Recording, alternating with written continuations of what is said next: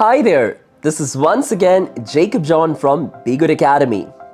Today's video is going to be about listening tips. I know that you might have gone through a lot of listening tips from various videos in YouTube or other social platform. But what I want to tell you is something that you have to keep at least in the back of your mind. So let's see what exactly those tips are. Well, first of all, I would like to say is listen clearly.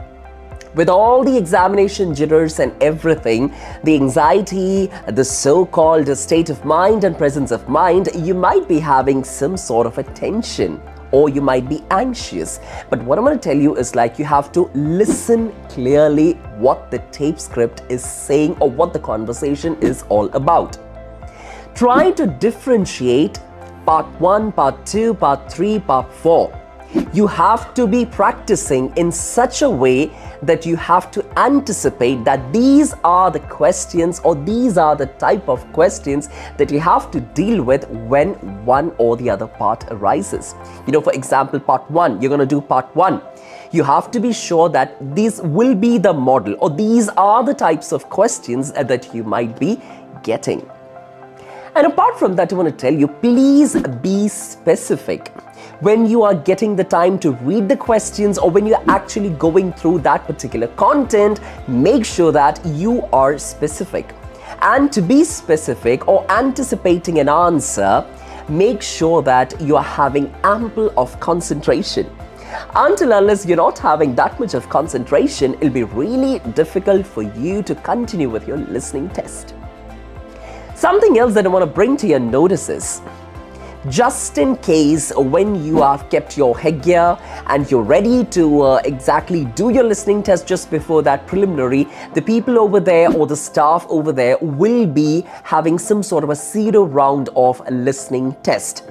Just to check whether your headgear is placed properly, you can hear each and every aspect, the conversation is pretty audible for you and there is no disturbance with your headgear and the control is fine, the speed is fine and everything.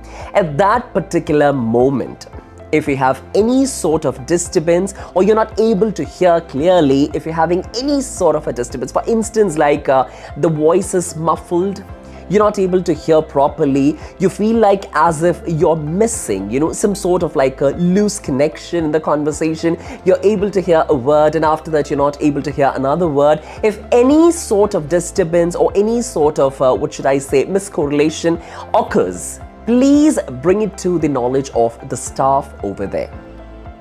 That'll be really something that you're doing a favor for yourself. Do not assume that this might be just for this tape.